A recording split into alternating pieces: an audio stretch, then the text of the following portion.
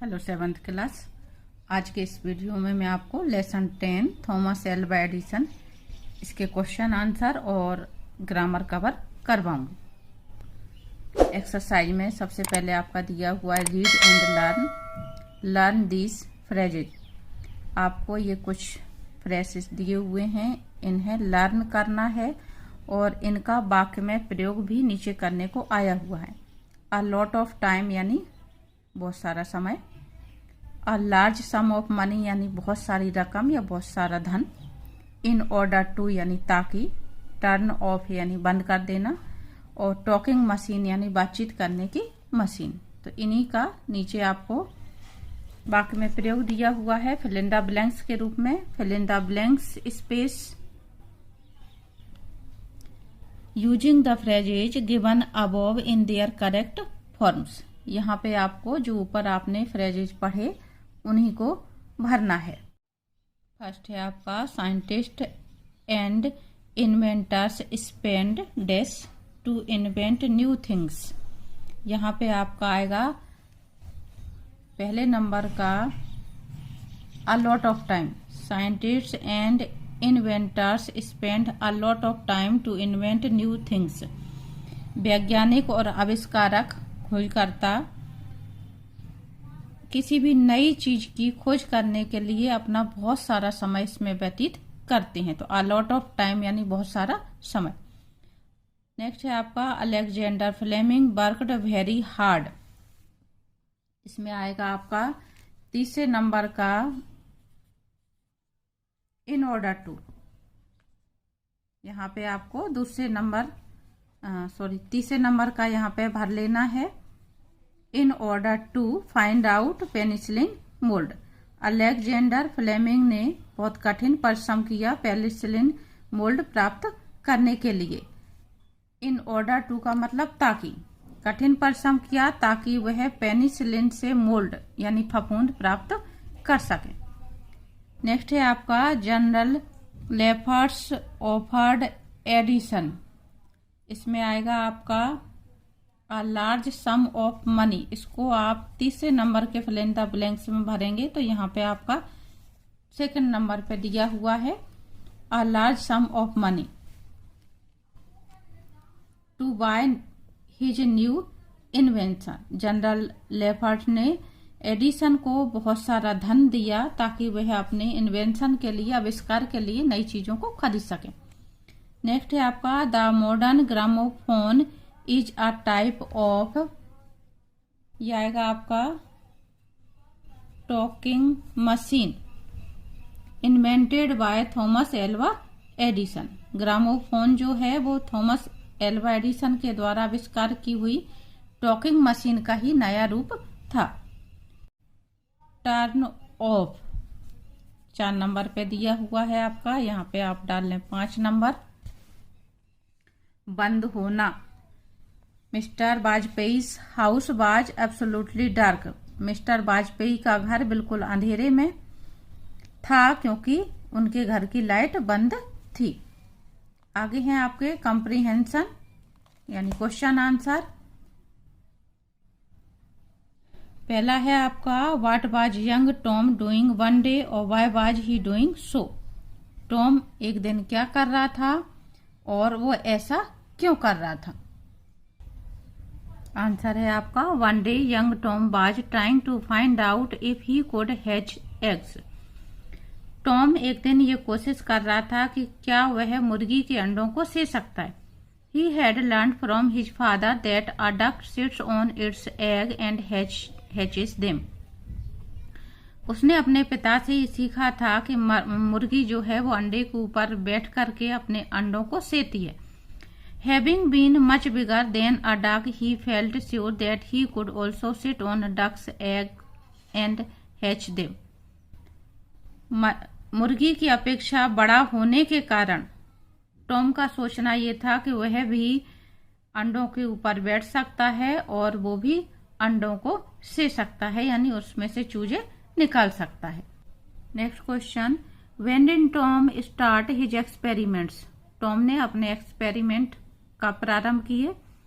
Eight the age of 8 Tom started his experiments. 8 साल की उम्र में टॉम ने अपने प्रयोग प्रारंभ कर दिए थे। He had set up his own laboratory by that time, और उस समय तक उसने अपनी लेबोरेटरी बना ली थी। लेबोरेटरी यानी प्रयोगशाला वह बना चुके थे। Next question, why did young Edison loss many of his jobs? युवा एडिसन ने बहुत सारी नौकरियां या जॉब क्यों खो दिए थे, यानी कि क्यों छोड़ दिए थे। यहाँ पे जो मीनिंग निकलेगा छोड़ देना। Young Edison spent a lot of time experiments with a view to finding out new things. युवा एडिसन अपना ज्यादातर समय नए एक्सपेरिमेंट करने में व्यतीत करते थे ताकि वह नई चीजें प्राप्त कर सकें, यानी नए आविष्कार कर सकें, नई खोजें कर सकें। But his employers felt that he was wasting his time, लेकिन उनके जो मालिक होते थे उन्हें ये लगता था कि वह इस सब में समय बर्बाद कर रहे हैं। They could not tolerate it at there cost, और ये बात उन्हें सहन नहीं होती थी। टॉलरेट यानी सहन करना। Therefore he lost many of his jobs, इस कारण से उन्हें बहुत सारी नौकरियां छोड़नी पड़ी। यानी कि कोई भी मालिक ये नहीं चाहता था कि उनके पैसों पर वो समय को बर्बाद करें। वो ये चाहते थे कि उनका उस समय खुद का काम हो, एडिसन अपना काम न करें।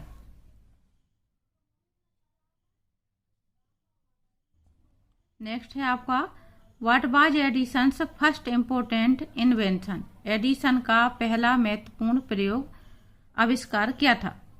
Edison's first important invention was a machine for sending message. Edison का पहला महत्वपूर्ण आविष्कार जो था वो मैसेज भेजने के लिए मशीन थी। In those days only one message could be sent along a wire at a time. उस समय मैसेज की जो मशीन थी उससे एक बार में तार के द्वारा सिर्फ एक मैसेज भेजा जा सकता था। Edison's invention made it possible to send a number of messages at the same time. Edison के आविष्कार के बाद ये बात संभव हुई कि एक बार में कई मैसेज भेजे जा सकते थे। Next, how did Edison get the money he needed for starting a laboratory and factory? Edison को अपनी लेबोरेटरी, प्रयोगशाला और फैक्ट्री स्थापित करने के लिए पैसा या धन कहाँ से मिला? जो भी धन की आवश्यकता थी प्रयोगशाला के लिए, फैक्ट्री के लिए, वो धन उसके पास कहाँ से आया, कैसे आया? A certain general named Lefferts bought Edison's new machine. General Lefferts जो थे उन्होंने एडिसन को नई मशीनें खरीदने के लिए धन दिया।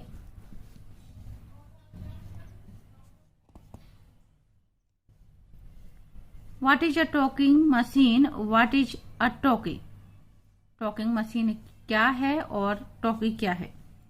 और talking machine is one that can talk. Talking machine वह है जो बातचीत कर सकती है। The modern gramophone is simply an improvement on this talking machine. आज की डेट में जो ग्रामोफोन यूज किया जाता था वो टॉकिंग मशीन का ही एक इम्प्रूवमेंट था, यानी सुधरा हुआ रूप था। A talkie is a talking picture, जबकि टॉकी जो थी वो टॉकिंग पिक्चर होती थी। This is the modern cinema, जो कि आजकल हम सिनेमा देखते हैं तो वो टॉकी कहलाता था।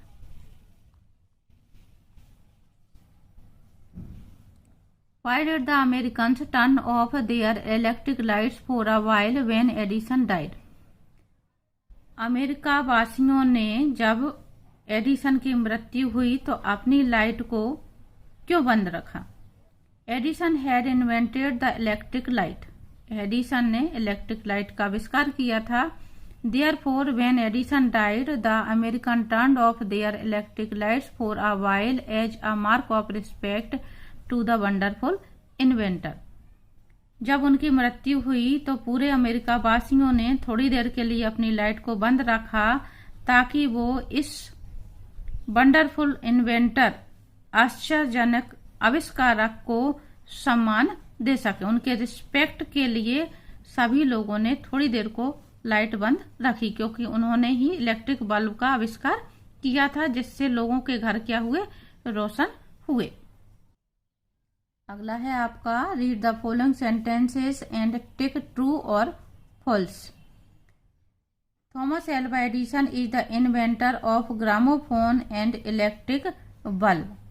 तो ये आपका ट्रू है। थॉमस एल्वा एडिसन ने ही ग्रामोफोन और इलेक्ट्रिक बल्ब का आविष्कार किया। ग्रामोफोन का सुधरा हुआ रूप, उनकी जो मशीन है टॉकिंग मशीन, उसी का सुधरा हुआ रूप ग्रामोफोन कहलाता है। Edison was born in England, ये आपका फॉल्स है, तो हम इसके आगे एफ लिखेंगे। एडिसन का जन्म इंग्लैंड में हुआ, ये सेंटेंस रॉन्ग है। एडिसन का जन्म अमेरिका में ही हुआ था। Next, Edison made telegraphy more useful, तो ये भी आपका ट्रू है। एडिसन ने टेलीग्राफी को और उपयोगी बनाया।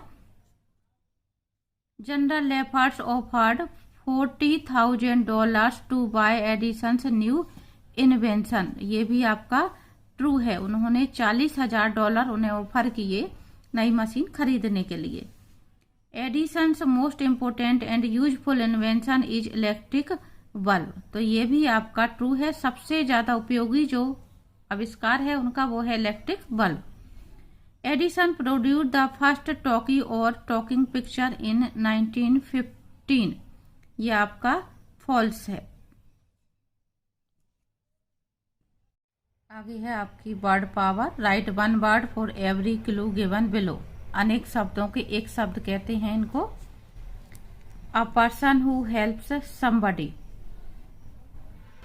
ये आपका दिया हुआ है, इन्होंने एग्जाम्पल के तौर पे आपको समझाने को बताया है। A person who help somebody, वह व्यक्ति जो किसी की मदद करता है। असिस्टेंट कहलाता है यानी सहायक।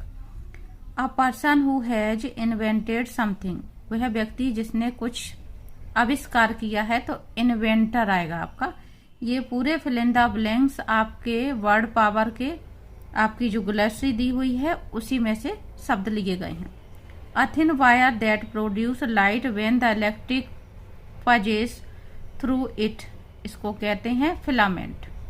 बल्ब के अंदर एक छोटा सा जो वायर लगा होता है उसी से बल्ब जलता है। यदि वह टूट जाता है तो हमारा बल्ब जो होता है वो फ्यूज हो जाता है, तो उस तार को हम फिलामेंट कहते हैं। Scientist test that is carried out to gain new knowledge, जो नई जानकारी लाता है उस साइंटिस्ट को क्या कहते हैं? एक्सपेरिमेंट। इस तरह के किसी भी परीक्षण को, साइंटिफिक टेस्ट को क्या कहते हैं? एक्सपेरिमेंट यानी प्रयोग। To a very high degree, extremely अत्यधिक, कोई भी चीज जो बहुत ज्यादा हो उसको extremely. A machine that produce writing similar to to print, ऐसी मशीन को जो प्रिंट करती हुई लिखती है उसको हम कहते हैं टाइपराइटर। और the person who gives somebody a job to do for payment, वह व्यक्ति जो दूसरों को नौकरी देता है कहलाता है एम्प्लॉयर। तो ये आपके पूरे के पूरे आपकी ग्लोसरी में दिए हुए शब्द हैं। पहला आपका ये असिस्टेंट दिया इन्होंने, फिर फिलामेंट दिया, टाइपराइटर दिया, एम्प्लॉयर दिया, नीचे आपका एक्सपेरिमेंट और ये एक्सट्रीमली। तो यहाँ से आप पढ़ सकते थे। फिर से आपके फिल इन द ब्लैंक्स दिए हुए हैं। Use the following words in the sentence given below. Intelligent, experiment, messages, telegraph operator और respect. Edison learned telegraphy and started working as a, इसमें आना है आपका ये वाला telegraph operator. We can send more through telegraph, तो इसमें आएगा आपका ये messages. Americans Edison because of his contribution as a scientist, इसमें आएगा आपका respect. Americans respect Edison. Edison's mother knew that he was very, इसमें आएगा आपका इंटेलिजेंट। और madam Curie did several experiments, madam Curie ने बहुत सारे परीक्षण किए। नेक्स्ट है आपका grammar in use. Form nouns ending in ER from the words in the list given below and give their meaning in the way the example does. आपको नीचे जो वर्ब दी हुई हैं उसमें ER सफिक्स लगा करके क्या बनाना है, नाउन बनाना है। नीचे जो एग्जाम्पल दिया उसके अनुसार you can use a dictionary और आस्क योर टीचर। तो आपको एग्जाम्पल दिया हुआ है किस तरह से बनाना है आपको, जैसे सफर दिया हुआ है, सफर में ER सफिक्स जोड़ा, सफिक्स यानी प्रत्यय, हिंदी में इसको प्रत्यय कहते हैं, यानी शब्द के लास्ट में जिन शब्दों को जोड़ा जाता है कुछ नया शब्द बनाने के लिए उनको हम प्रत्यय कहते हैं। तो ये बना सफरर। इसका मीनिंग क्या हुआ, वन हु सफर्स, सफर यानी पीड़ित होना, करना, सफरर यानी होने वाला, पीड़ित होने वाला। और मीनिंग क्या निकला, वन हु सफर्स, वह जो पूरी पीड़ित होता है। और अच्छे समझ में आएगा आपको ये शब्द से ड्राइवर, ड्राइव यानी गाड़ी चलाना, ड्राइवर यानी चलाने वाला, ड्राइवर ER लगाया हमने, यहाँ पे E पहले से ही लगी तो सिर्फ R लगेगा। तो ये नया शब्द हो गया, नाउन हो गया। One who drives a car, motor cycle, scooter etcetera, वह जो कार, मोटरसाइकिल या स्कूटर चलाता है उसको हम ड्राइवर कहते हैं। तो ड्राइव आपकी वर्ब है, ये नाउन है और ये इसका मीनिंग है। तो आगे आपको इसी तरह से कॉलम बनाना है और इनके मीनिंग और ये लिखना है। तो मैं आपको बता दी, यहाँ पे इन शब्दों को आपके बुक के क्रम से ही ले लिया गया है। फिर से पहला शब्द है आपका स्पीक, इसमें ER लगा तो स्पीकर हो गया। इसका मीनिंग बना वन हु स्पीक्स, स्पीक यानी बोलना, स्पीकर यानी बोलने वाला। वन हु स्पीक्स, वह जो बोलता है, स्पेशली इन पब्लिक। अब यहाँ पे एक मीनिंग वर्ड दिया जा रहा है, presiding officer in the house of Commons, संसद भवन में जो प्रेसिडिंग ऑफिसर होते हैं उन्हें भी हम स्पीकर कहते हैं, यानी जो अध्यक्ष बनते हैं, प्रेसिडेंट बनाए जाते हैं वहां पे उन्हें स्पीकर शब्द कहा जाता है। लोकसभा अध्यक्ष, राज्यसभा अध्यक्ष, इस तरह से। सफर का आपका दिया हुआ है। अगला देखेंगे स्वीप, स्वीप यानी झाड़ू लगाना या सफाई करना, स्वीपर सफाई वाला। One who cleans of dust और सूट और लिटर विथ ब्रूम, सफाई करने वाले को स्वीपर कहते हैं। जो सफाई करता है, झाड़ू पोंछा करता है, उसको हम स्वीपर कहते हैं। नेक्स्ट है आपका टीच, टीच यानी पढ़ाना, टीचर यानी पढ़ाने वाला। One who gives lesson at school और सब्जेक्ट, गेम्स एक्सेट्रा, जो हमें इस तरह से कोई भी सब्जेक्ट पढ़ाता है, कोई भी चीज को पढ़ाता है, सिखाता है, उसको हम टीचर कहते हैं। ड्राइव आ चुका आपका। ऑब्जर्व, किसी चीज का निरीक्षण करना, ऑब्जर्वर निरीक्षण करने वाला। वन हु वॉचेस और takes notice of things and persons, वह व्यक्ति जो किसी भी चीज पर निगाह रखता है, उस चीज को ध्यान देता है। बोरो, उधार लेना, बोरोवर यानी उधार लेने वाला। One who gets money etcetera, कोई भी चीज अगर आपने उधार ली है किसी से तो आप बोरोवर कहलाएंगे। एम्प्लॉय, एम्प्लॉयर, एम्प्लॉय यानी रोजगार और रोजगार देने वाला यानी मालिक, ये हम कह सकते हैं नौकर और ये मालिक। वन हु एम्प्लॉयज, वह जो किसी व्यक्ति को नौकरी पर रखता है वो एम्प्लॉयर कहलाता है, मालिक कहलाता है। बिल्ड, बनाना, निर्माण करना, और बिल्डर यानी निर्माण करने वाला। अ पर्सन और a contractor who constructs houses etcetera, builder जो कि मकान या किसी तरह का और निर्माण करता है उसको हम बिल्डर कहते हैं या ठेकेदार कहते हैं। दोनों ही शब्द आते हैं इसके लिए, बिल्डर भी आता है और कॉन्ट्रैक्टर भी शब्द आता है। रूल, रूलर, रूल यानी शासन करना, रूलर यानी शासन करने वाला यानी शासक। वन हु गवर्न्स और होल्ड्स पावर, वह जिसके पास शक्ति होती है, ताकत होती है, जो दूसरों पर शासन करता है। तो ये शासक और ये रूल यानी शासन करना वर्ब है ये आपकी। नेक्स्ट क्वेश्चन है आपका right 10 meaningful sentences from this table. यहाँ पे आपके सेंटेंस दिए हुए हैं, ये 4 सब्जेक्ट समझ लें आप इसको, ये वर्ब दी हुई है और ये आपका कंजक्शन दिया हुआ इन ऑर्डर टू, और आपके 2 शब्द ये दिए हुए हैं। तो आपको इस तरह से बनाना है sentence. The young man worked hard in order to come first. फिर से आप ले लें इसी सब्जेक्ट को दोबारा से दूसरी वर्ब के साथ में। The young man practised every day in order to win the match. युवा व्यक्ति रोजाना प्रैक्टिस करता था ताकि वह जीत सके। तो इस तरह से एक सब्जेक्ट के साथ में आप अलग अलग वर्ब ले करके इसको लेंगे और इसमें शामिल करेंगे। Ram and Gopal worked hard in order to come first. Ram and Gopal practised every day in order to win the match. Ram and Gopal played very cleverly in order to win the match. अब प्रैक्टिस और क्लेवर प्लेड में आपको win the match शामिल करना है। उसी तरह से आप इस तरह से भी कर सकते हैं। The team worked hard in order to win the match. The team practiced every day in order to win the match. The 2 brothers worked hard in order to come first. The 2 brothers practiced every day in order to win the match. The 2 brothers played very cleverly in order to win the match. तो आप इन चारों subject को बारी बारी से सबके साथ में ले करके इसको सब में शामिल करना है और इन दोनों में से किसी एक को लेना है एक बार में आप। तो इस तरह से आपके 10 सेंटेंस कंप्लीट हो जाएंगे। आगे है आपका rearrange the words in the following sentences and rewrite them to make meaningful sentences.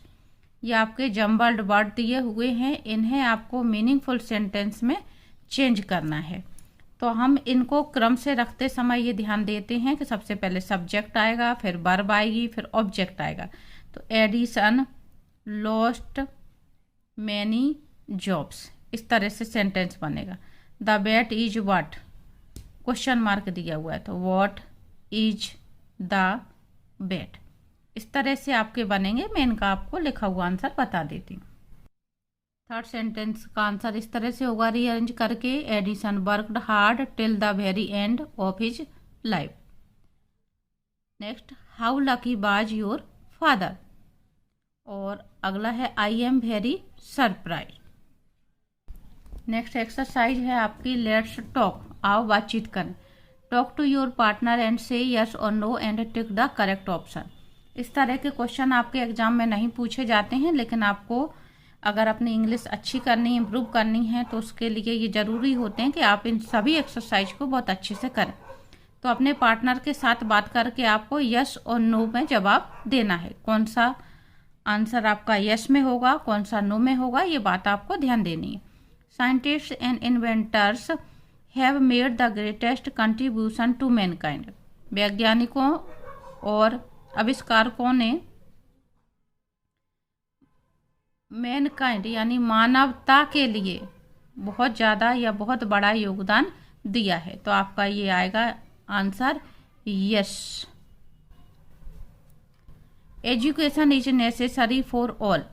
Education सबके लिए नेसेसरी होना चाहिए या है, तो ये भी आपका यस आएगा। यस के लिए मैं राइट का निशान लगा रही हूँ। Telephone was invented by Graham Bell, तो ये भी आपका यस है। Oxygen is not essential for living beings. No, not आ गया। अगर हम इसमें से नोट को हटा देंगे तो ये यस हो जाएगा। इसमें ये कहा जा रहा है oxygen is not essential for living beings. जीवित प्राणियों के लिए ऑक्सीजन आवश्यक नहीं है, तो ये रॉन्ग हो गया आपका। वी शुड हर्ट एनिमल्स, हमें जानवरों को चोट पहुंचानी चाहिए। No. Playing and exercise are not good for health. No. Playing and exercise are good for health. Not हटा देंगे तो ये यस हो जाएगा। We should always try to speak the truth, हमें हमेशा सत्य बोलने की कोशिश करनी चाहिए, तो yes. Always help your friends and neighbours, सभी हमेशा आपको अपने पड़ोसियों और मित्रों की हेल्प करनी चाहिए, मदद करनी चाहिए, तो ये आपका होगा यस। आगे है आपका let's write a paragraph on electric bulb और ग्रामोफोन। तो मैं इनके आपको आंसर बता रही हूँ, ये आप अपने अनुसार करेंगे। ये पैराग्राफ है आपका इलेक्ट्रिक बल्ब के ऊपर। Electricity has caused wonders, the electric bulb was the most important and useful invention. Edison worked for about 2 years before he invented the first electric bulb. He used the best material and made the filament. The first electric bulb was produced in 1879. Electric bulbs provide electric light to us. It is economical than most other burning oils. It gives bright light and illuminates large space. इसी तरह से आपका ये gramophone पे paragraph दिया हुआ है, तो ये आपको अपने अनुसार याद कर लेना है। तो यहाँ पे आपकी ये एक्सरसाइज कंप्लीट होती है। उम्मीद करती हूँ आपको इतना समझ में आ गया होगा।